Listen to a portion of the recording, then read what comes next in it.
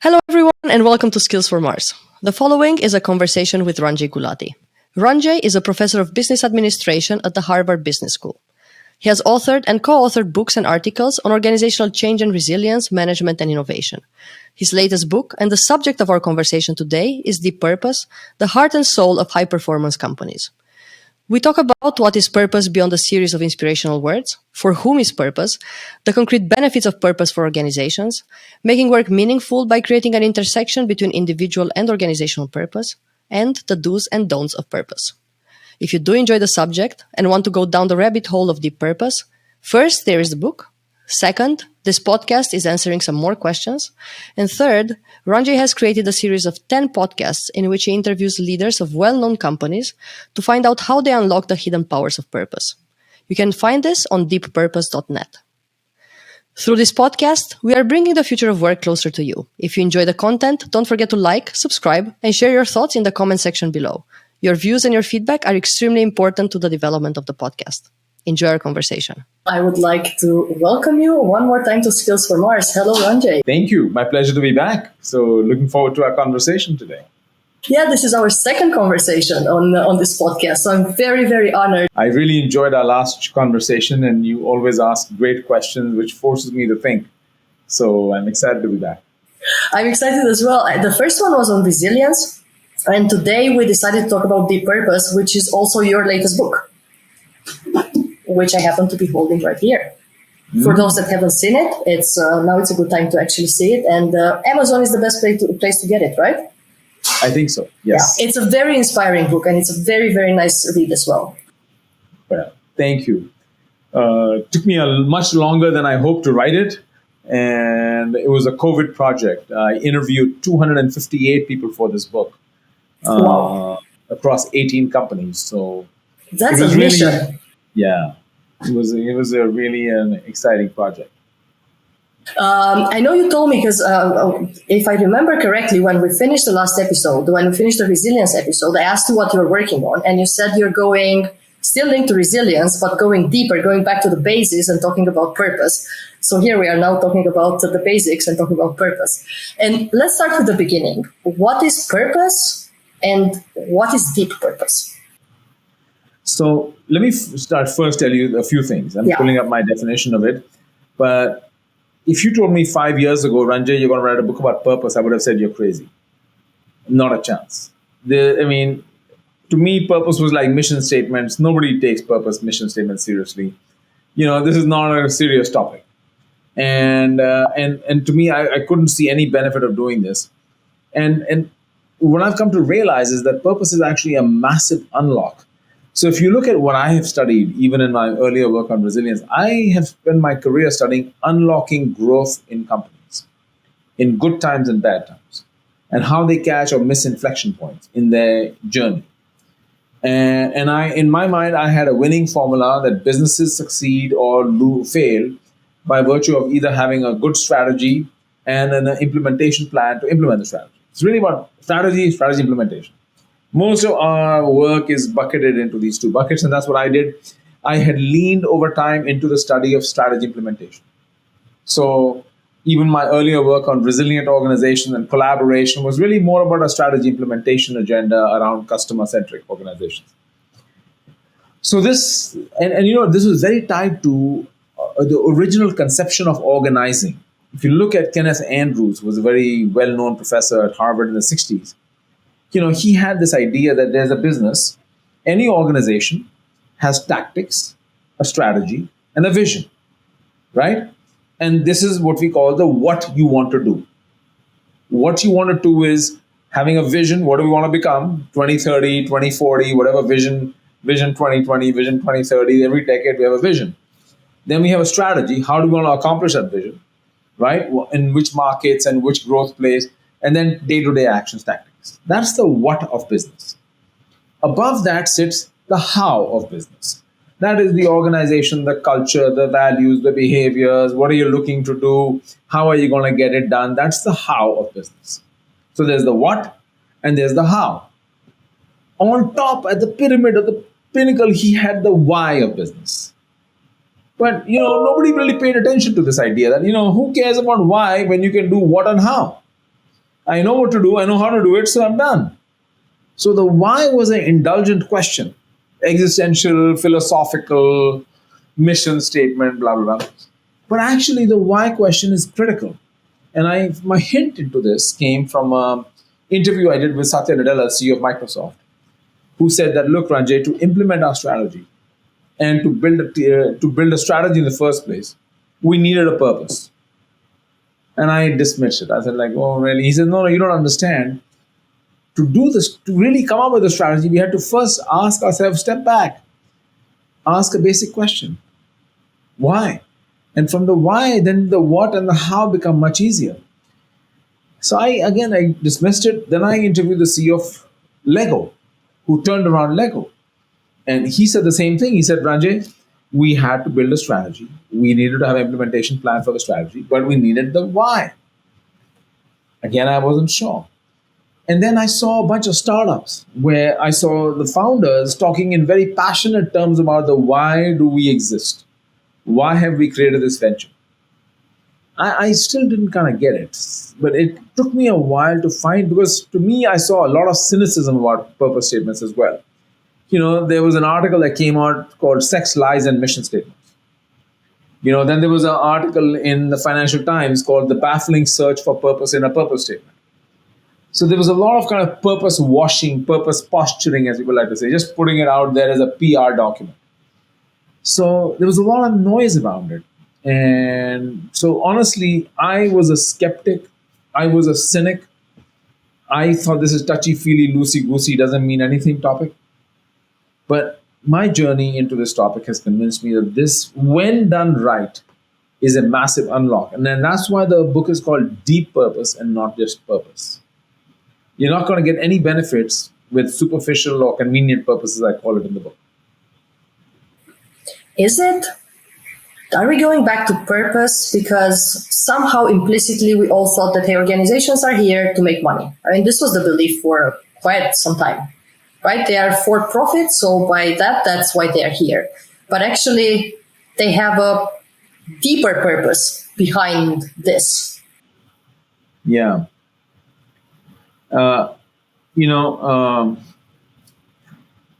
So look, there's two parts to the question you're asking, which is, one is, what is a purpose?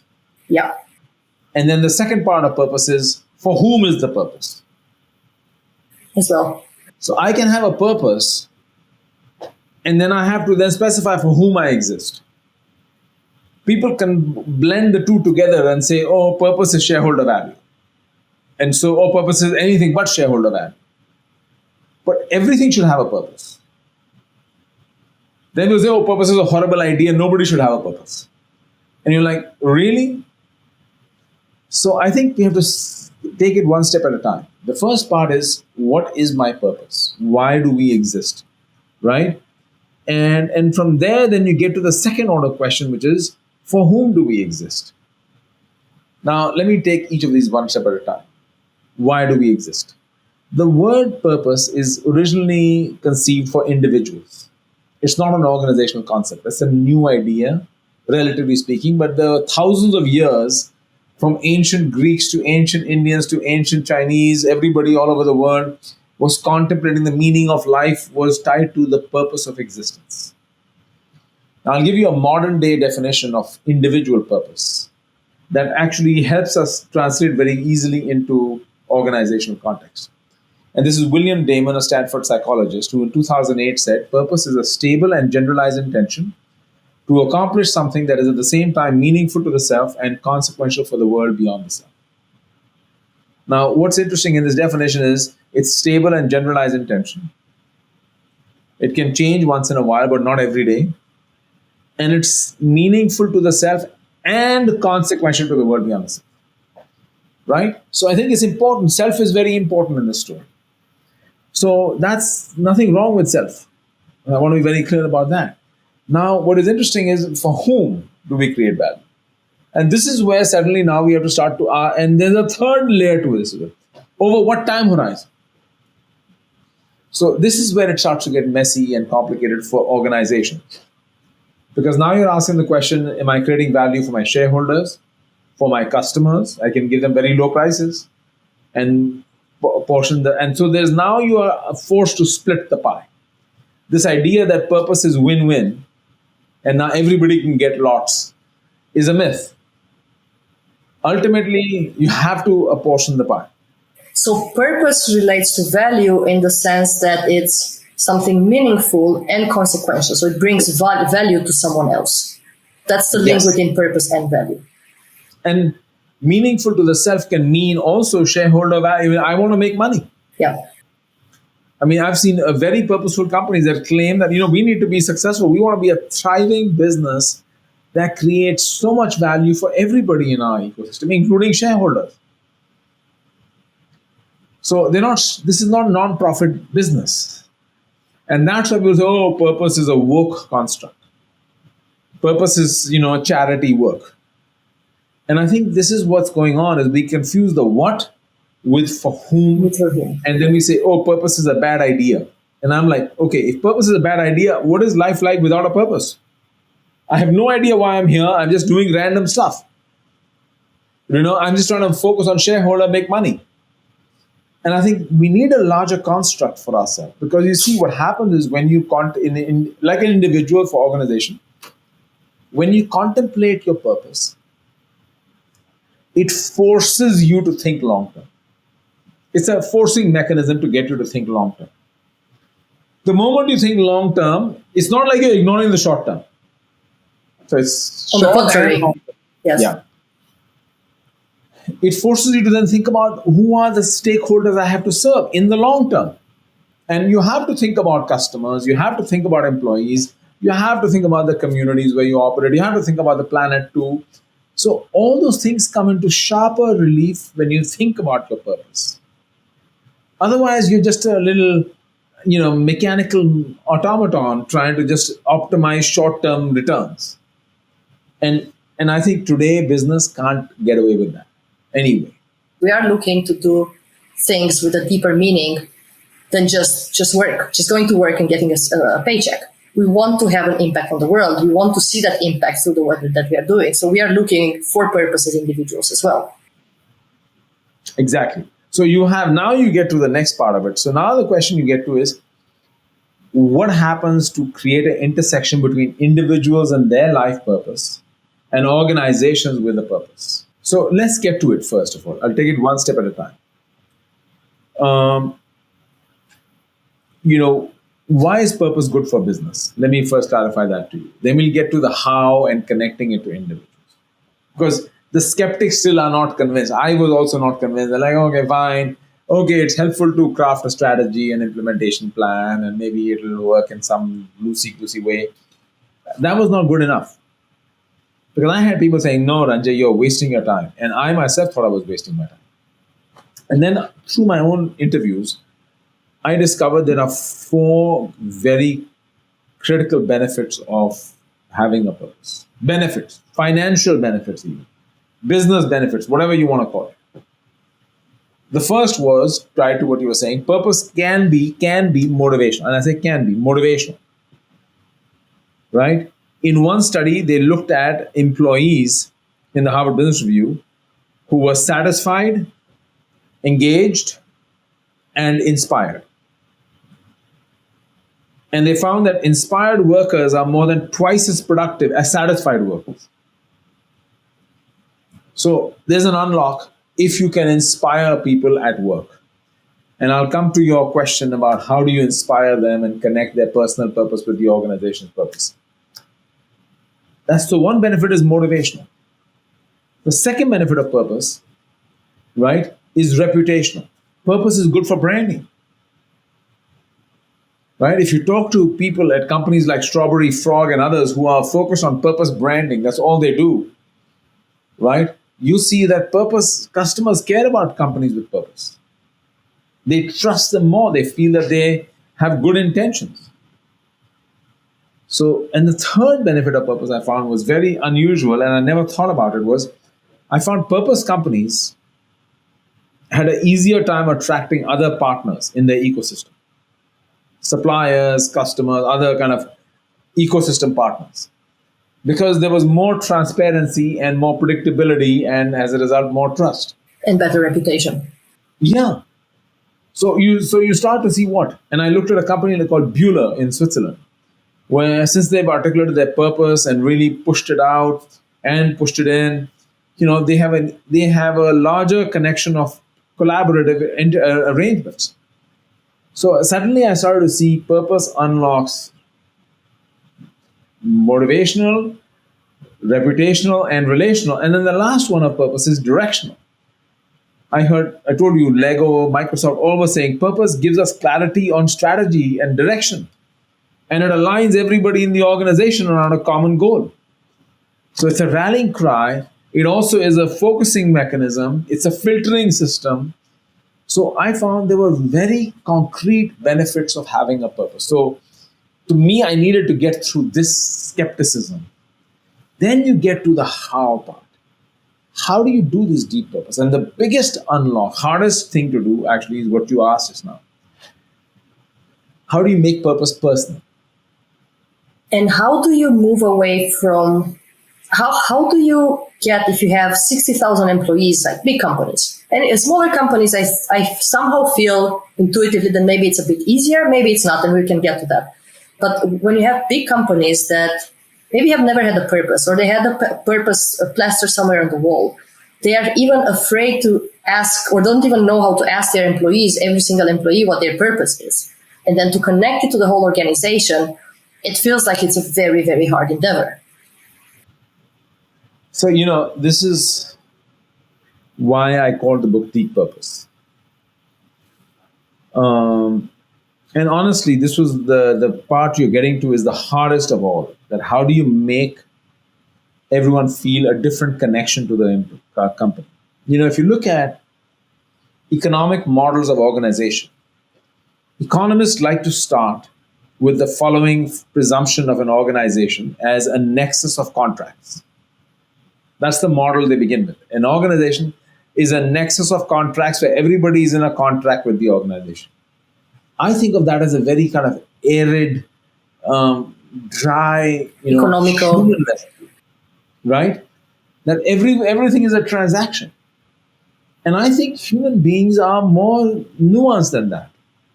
Of course, we want to get paid. Of course, we want to have a livelihood. We are in a capitalist system where we need wages to survive.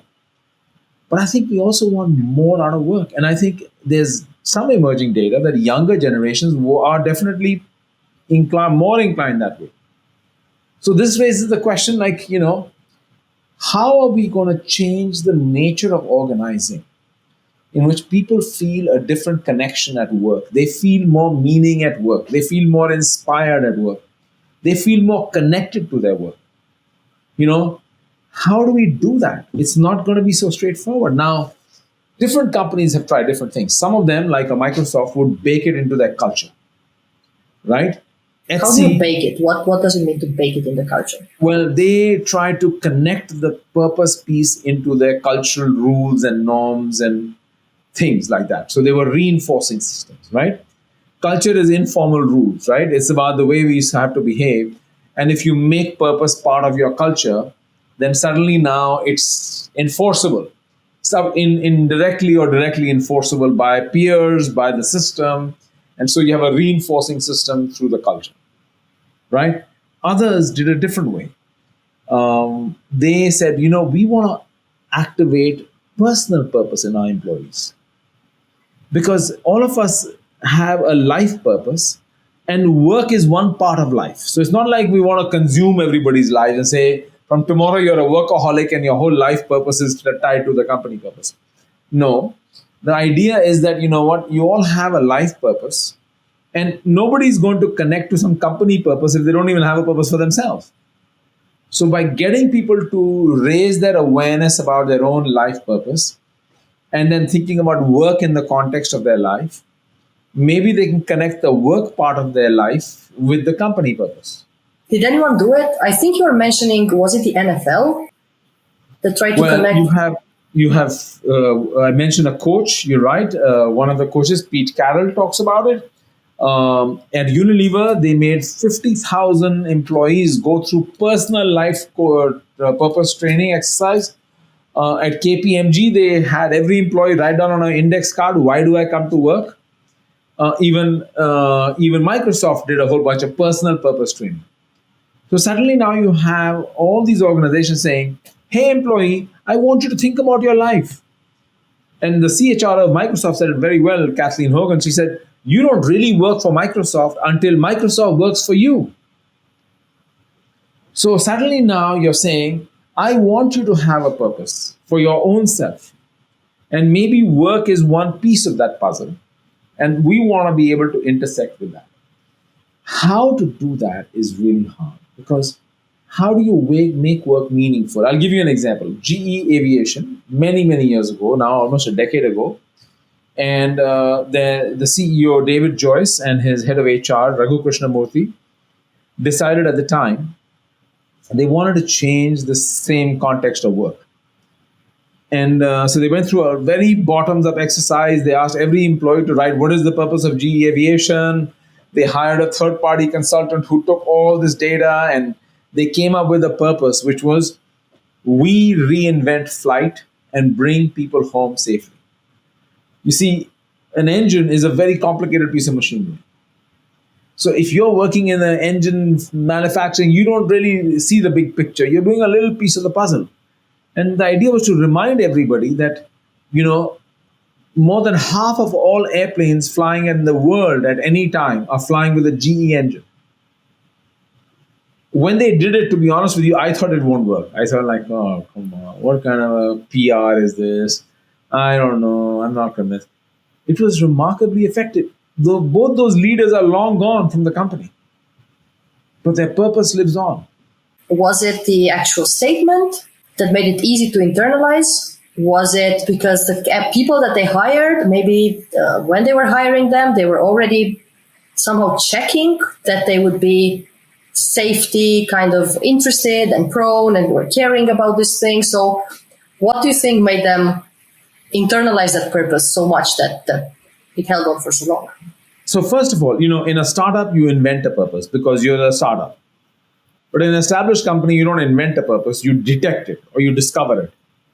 So they discovered what their purpose was through talking to people in the company and customers and others. Once you have remember, I want to clarify also, purpose is not a purpose statement. Very good differentiation. The idea that purpose is just a set of words. The words are meaningless on their own, right? I mean, the words can be very uninspiring in some ways. Say, are you serious?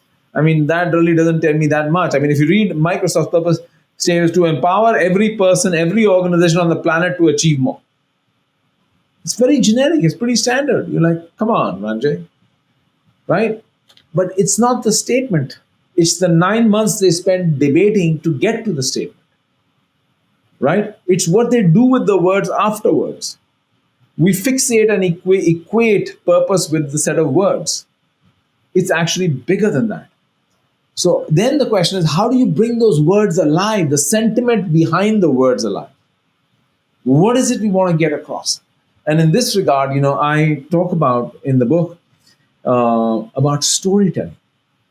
How you have to talk about your purpose as a personal story, as a narrative. I call it telling a big story. And this big story idea, I think, is key. So that, I think, is the other part of the puzzle. I am a bit confused because I think it's both, but I think somehow it still comes from the top. So definitely someone decides, okay, let's detect what is our purpose, or let's construct our purpose. So there is a team of people who collect all sorts of information and data from everyone in the company. Then they come up with purpose. But then it's being led top down. How do we do? For me, what's interesting and what's key, how do you get that buy-in? How do you get that internalization to make it more than plasters on the wall? Because I think that people are fed up, especially in big corporations. I think it's easier in startups because you start with it and it's a bit, even the people that you recruit first and foremost are very much connected to your purpose. This is what you would discuss first. It's on every presentation, every pitch, everything that you do. The purpose is there, right? Newer companies do this. But in older companies who had so many vision, value statements plastered on the wall, Now there's another culture transformation that people feel disconnected from, that I've heard that so many times, that someone up there talks about culture like we don't have a culture. And now they come with something new, some new concepts, they put them on a wall and they ask us to believe in them. How do you make that switch?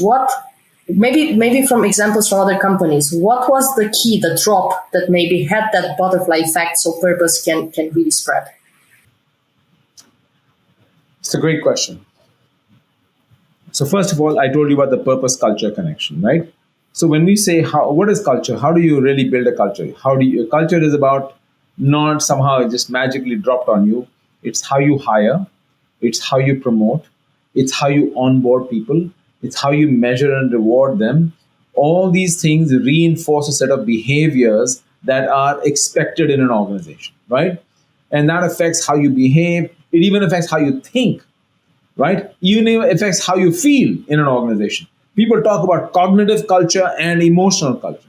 There's a thinking culture and there's a feeling culture. So how you think about the organization, how you feel about the organization, and all this is tied to how do you hire? How do you onboard them? How do you promote them? How do you establish some guidelines and rules and reinforcement systems around culture? So culture is one piece of the puzzle. You can't do purpose without and ignore culture, because culture is the informal reinforcement system to back up your purpose, right? That is real and serious. I told you already there's a storytelling component to how leaders mention and talk about it in very personal terms. It has to be credible. So you got credibility coming from a storytelling, you got a culture that is reinforcing, right? And then you got to bake it in. When I say bake it into the DNA, what am I saying over here? I'll give you an example of that. One thing purpose does, if it works, deep purpose, it creates a context of trust and alignment, right? If you and I are buying into the same purpose of our organization, you and I don't need to be controlling or monitoring each other so much, right? There's alignment, yes. Right? There's alignment. And there's also greater collaboration, hopefully, in theory. So what does that do? It allows us to loosen up the organization a little bit, the org design. The control systems become a little more lax, I should say, right? Or softer, not less intrusive. So suddenly now, is there more empowerment? You're more empowered in the organization. That should bring a lot of agility as well. Yeah. So then that's a byproduct. So when you have that, then you get agility. You also think about the way we KPI and reinforce those things. What do we measure in the organization? At EY, they said, we've only measured everybody on financial value. We're going to measure them on three other things now. We're going to measure them on client value, right? We're going to measure them on employee value, and we're going to measure them on social value.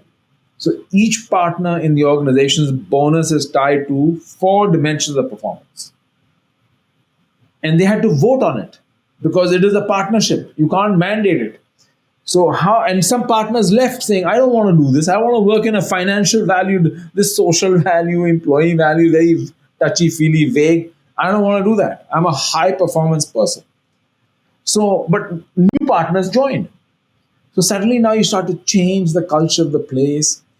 And so purpose you're absolutely right that it's activating purpose is not a communication only. You can't just cascade and message it and KPI. It's not some change management exercise. Reworking the purpose is getting to the core of asking yourself, why are we here? This is not like some culture transformation exercise. It's a more fundamental question. And it's also asking, how do I want to relate? How do I want to be in existence in relation to my job? Should companies do culture transformation without talking about purpose? Will they fail without purpose? I think, purpose is an amazing unlock. It unlocks tremendous potential in organizations. I told you 4: motivational, relational, reputational, directional.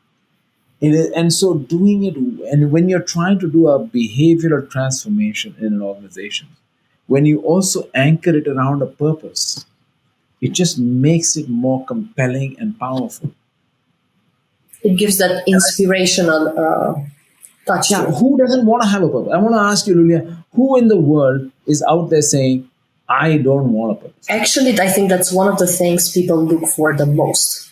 And I think part of it was given by religion. Maybe in some parts of the world it's still given. In at least the Western world, that disappears as well. So I hear very much actually around me people who are looking for purpose and want to find their purpose and want to find their meaning and their why. But here's the confusion. Here's the anti-purpose movement. There's an anti-purpose movement out there also. Okay. And the anti-purpose movement basically has politicized the term and says purpose is a woke idea. It's a tax on business. Purpose equals CSR. It's distracting and confusing managers.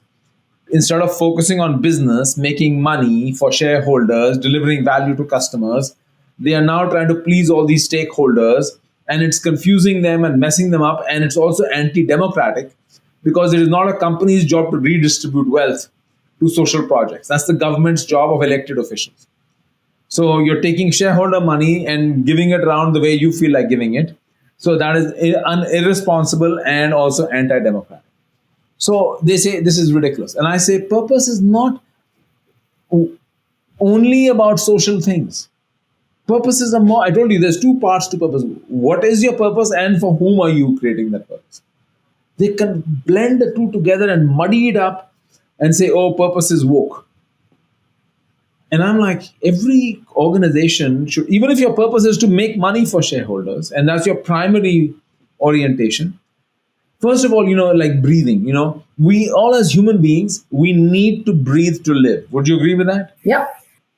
But we don't live to breathe. So yes, businesses need to make profit. But don't flip the logic and say, oh, you need profit to live. We need to make money. But is that the only sphere of a business? Businesses create value for employees who help them create the profit. They create value for customers, which may come at the expense of profit, by the way. You may lower your prices or you may give them favorable credit terms because you're building a long-term relationship. So it's not all short-term. This is this idea that I am in a transaction with everybody and I only want to maximize value for my shareholders and I want to squeeze everybody else around me is such a naive idea. Purpose is work in progress. Yeah. Look at Johnson & Johnson. J&J has had the longest time. They've had the credo. And if you look at their history over time, there have been ups and downs in their journey. Or you look at Starbucks, or you look at, so many companies, even Microsoft. Companies have, it's like every leader needs to think about infusing purpose into the organization. Without that, it goes away. Purpose is very hard to build, easy to lose. Is purpose changing in time? Or can it change? Is it fluid? Yes. The purpose of Microsoft used to be to put a computer on every desk in every home. Right? It then evolved under Steve Ballmer to create a family of devices and services for individuals and businesses that empower people around the globe, at home, at work, and on the go for the activities they value the most. You can see why nobody remembers it. Right?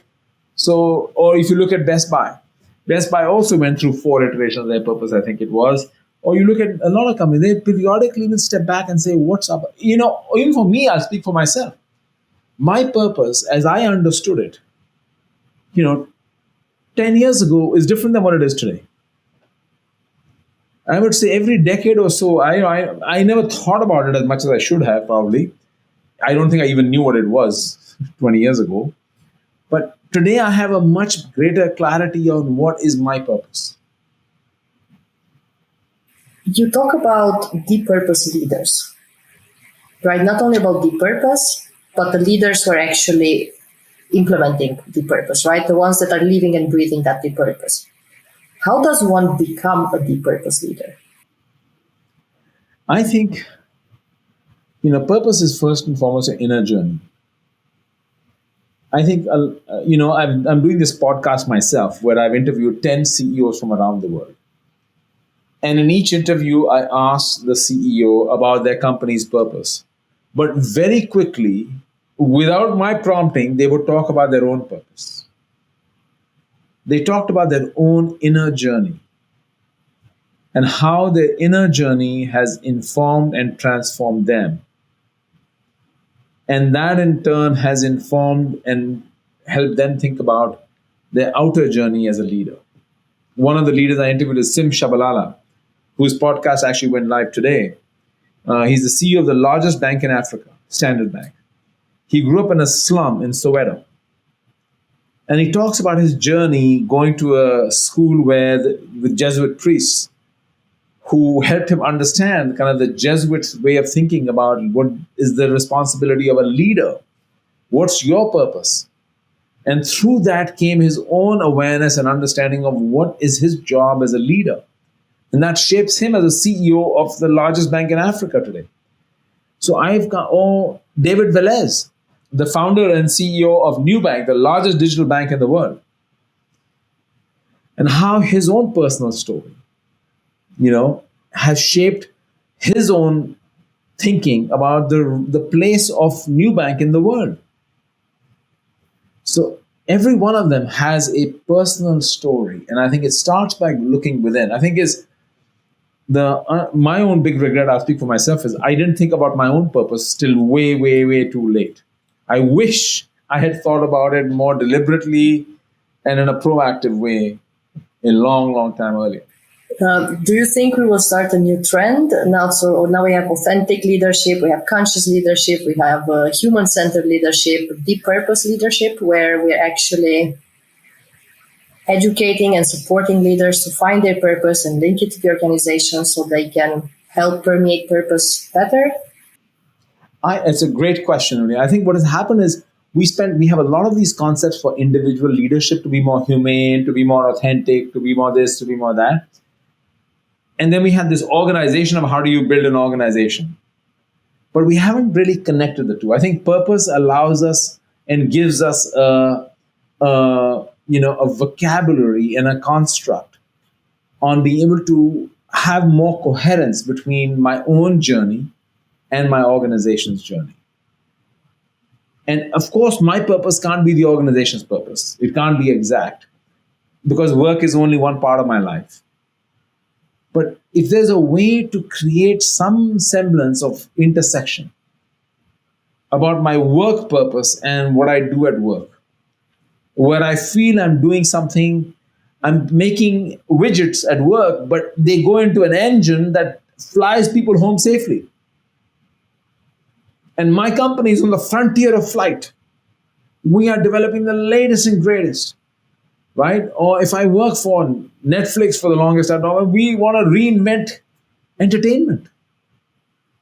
What happens? Right? Have you met companies that have started with a great purpose in mind, but they didn't become the greatest and best? They didn't make it in the financial terms or just strategy terms, and then people got disengaged with the purpose. Look, the worst kind you see are the ones who have purpose washing. The worst kind are the ones who do purpose washing. Theranos. The purpose was to facilitate the early detection and prevention of disease and empower people everywhere to live their best possible lives. I mean, really? Right? Or Facebook, to give people the power to build community and bring the world closer together. Right? Enron or Purdue Pharmaceuticals. So those are the most, I would say, where there is purpose posturing going on. Right? But I think there are others who kind of have benign neglect. And it's really interesting. The place you can see it is where founders come back to companies. If you look at Starbucks, Howard Schultz, poor guy, can't retire. He keeps coming back as CEO, third time. And every time he comes back, he has the same exact statement. You know what he says? Starbucks has lost its soul. Now, what does he mean by soul? I mean, it's a beautiful word to use. But what does he really mean by that? I think he's getting at this idea of the third place, purpose. Why did we form this company? What is the agenda? What makes us distinctive in the world? Why do we choose to be as an organization? Anybody can make coffee and sell coffee now, right? So why us? And I think companies sometimes lose that. I think especially when there's succession, And leaders sometimes decide their job is to have strategy implementation. What are we going to do? How are we going to do it? And I think there's a larger piece of this also. I think purpose, which I've been dodging right now, and maybe overly so, is, when you think about a company purpose, you have to think about the pro-social elements of purpose as well. Yes, businesses are not charities, absolutely not. But in today's world, businesses cannot exist ignoring the negative effects they may have on other parts of the community around them, right? They cannot ignore and pollute the environment. They cannot ignore their employees. They cannot, ignore their customers. They have a set of responsibilities placed on them by society. And today, employees expect more of them. You have, in Spotify's case, you had this big rebellion when Spotify refused to take issue with Joe Rogan's podcast. So you have vocal employees, you have vocal customers, you have vocal communities, and business leaders need to stand up, step up. So Ranjay, I think they're in a different world. I want to make this maybe a bit more practical towards the end of our conversation. If we are thinking about, main obstacles and critical milestones that companies have to go through, or things that they should be aware of, what would you tell them? What should they think about? What should they take into consideration when they're thinking about purpose? Where should they start, and where should they end? Where should they start to relax? What would that look like? The first thing is you got to understand what. Let's start with the beginning. Do you have a purpose? Do you know what your purpose is? Let's say no. Right? You don't have a purpose. So go and detect and discover your purpose. Right? Start a process in the organization to collate ideas, collate sentiments, collate thinking, and distill and boil that down. That eventually may culminate in a set of words. But that is the end state. It's the journey is as important as the end state. Let's say you get to that end state. Then you got to communicate that, not as an email or even a video, in very, very personal terms, to really make people realize this is a very personal idea, right? So leaders need to show ownership of it. They need to show that this is emotional. It's not a rational conversation. It's an emotional connect into the organization. You got that. Then you say, look, that's not going to be enough. We got to create reinforcement systems into the organization where people really buy into this. So are we going to bake it into our culture, right? Are we going to bake it into our org structure, right? How are we going to monitor ourselves, measure ourselves on this purpose? What are the KPIs we're going to use? To your point, when we do the culture work, you're going to ask, who are we going to hire? How are we going to promote? What about our budgeting and resource allocation? How do we allocate resources? How about R&D spending? To what degree does our strategy, resource allocation is informed by our purpose? Purpose doesn't give you answers, but purpose gives you a framework to think about the choices you have to make. So to what degree do we put our purpose to work? Putting our purpose to work in this regard. And I think that's the journey you have to take yourself on, from a high level, slogan / rallying cry, to very concrete, measurable, actionable things that you want get done in the organization. This is a very intentional exercise. Yes. This is not for the faint-hearted. It's not a minor tweak. You said earlier that a lot of culture transformation efforts in organizations fail. This is much more than just a culture transformation. And that's why so few companies do it. I wish I could tell you that I was studying a mainstream concept. I'm studying a fringe concept that a few companies have taken seriously and really benefited from. And my wish is that others would. How long did it take them to actually have purpose permeate in the organization? First of all, it's hard to say we're there. There's no destination that, from tomorrow we are a deep purpose company. Yeah, when you're here, 20%, 30% of the employees talking in the same way, emotional way. I'd say it's a multi-year journey. I mean, If you look at the Lego story or the Microsoft story, or you look at the Best Buy story, these were like 3, 4, 5 year journeys to get to a place where there was a fair amount of shared understanding. And is it over? No. All of them are still working at it. So I wish I could tell you that I've got these 27 deep purpose companies now who are all there. In fact, when I began the project 5 years ago, I was looking for the already there. First of all, everybody talks about the same 4 or 5 companies. Every book on purpose talks about Patagonia, Ben and Jerry's, Whole Foods, maybe Salesforce.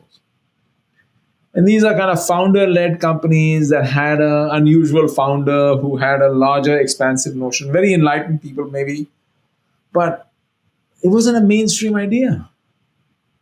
Now you can see Etsy is a normal company, profitable company, right? Gotham Green I looked at, Livongo I looked at. These are like regular companies. If we are to narrow it down for those who are listening, and I know I'm asking you to go from a very complex thing to something quite simple. What are 3 do's and 3 don'ts related to deep purpose? So the first thing do is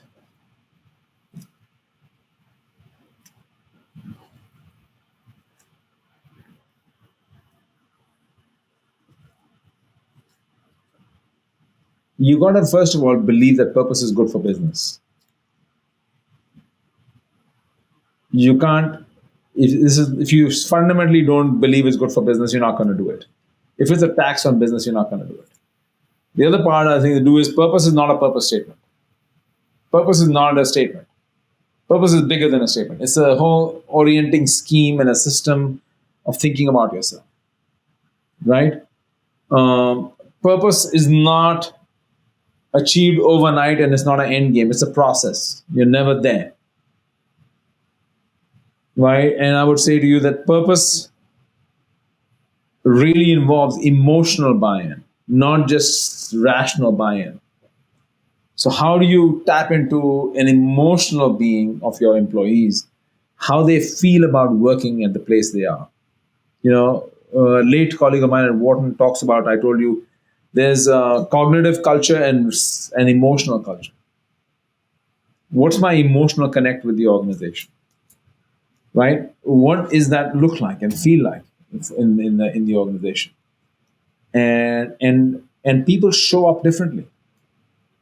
How people show up, I think that becomes the question. I feel very fortunate. I work in an organization where my organization's purpose is very closely aligned with mine. We educate leaders who make a difference in the world. It means a lot to me. And I think purpose is personal. One last question. You call deep purpose the heart and soul of a high-performance company. I always thought people are the heart and soul of a company. You're talking about deep purpose.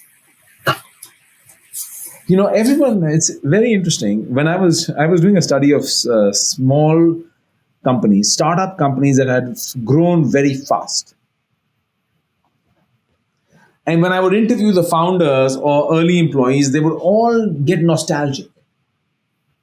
Oh, the good old days were different. We lost our soul. We lost something. There was a special something. The essence of our company was different. And I would say, what do you mean by essence? The foosball tables, it was very family-like. We all knew each other. And then when they couldn't give you a word, whenever people can't find a word, they put culture as the catch-all. Oh, yeah, it's the culture. Culture is this catch-all category that everything is culture. So I spent a year interviewing 65 founder entrepreneurs about what is that essence of your organization. And I wrote an article called The Soul of a Startup. So I said, let me capture this idea of the soul. And my first foray into purpose came out of that article. And I came to realize that I told you earlier, putting your purpose to work happens because purpose is an unlock. And I say heart and soul of a high performance organization. That if I look at these organizations that are really putting their purpose to work, It's good for business. And it ties into the very essence of what makes that organization special. It goes right to the core being of that organization. And that's why I call it the heart and soul. Ranjay, thank you so much for our discussion and conversation this evening, and I think midday for you. Yes. Thank you. As always, it was a pleasure. Really enjoyed our conversation too. I learned a lot from our conversation. You always ask fantastic questions, so really appreciate it. It's the honor was all mine, and the pleasure of reading the book as well. So for all those, I will link it in the podcast as well and in the description as well. This is the cover of the book. And then you will see the picture and the link, so you can get it. I would really urge people, if you really want to know how to bring purpose alive, listen to this 10-part podcast where amazing leaders describe their personal journey. Are you building a 10-part podcast? It's already done. It's already done. So, yeah, it's so you take can find 1 it minute to talk about it, maybe. Huh? So take 1 minute maybe to tell me about the 10-part podcast you have been doing. After the book was done, I felt I was done, and people asked me this question: how do you do it? How do you do it? How do companies do it besides the one you've studied? So I identified 10 leaders from around the world, 2 in each continent. I picked some in Asia, some in Africa, some in Latin America, some in North America, and I interviewed them. I said, tell me about you. And it was Alan Job, CEO of Unilever, Ross Brewer, CEO of, Walgreens Boots Alliance. It was Dylan Pillay, CEO of Temasek, the Singapore Sovereign Wealth Fund. It was Anand Mahindra of Mahindra in India. It was, prominent companies around the world. And each of them talks in very personal terms about how their own purpose, has shaped them as a leader and how that connects into their organization's purpose. And they talk about it in a beautiful way about how purpose is a very seamless construct in their lives. Where can we find the podcast? I'm looking forward to listening to this. It's called Deep Purpose. The podcast is called Deep Purpose, and you can find it on the website of my book, deeppurpose.net. But you can see it on Apple, you can find it on Spotify, you can find it everywhere. And it's, I'm really pleased with the result. It was really an amazing, very inspiring set of conversations. So I'm really happy. I'm looking forward to listening to that as well. I'm always interested in purpose. Yeah. Thank you so much, Ranjay, for today. Pleasure.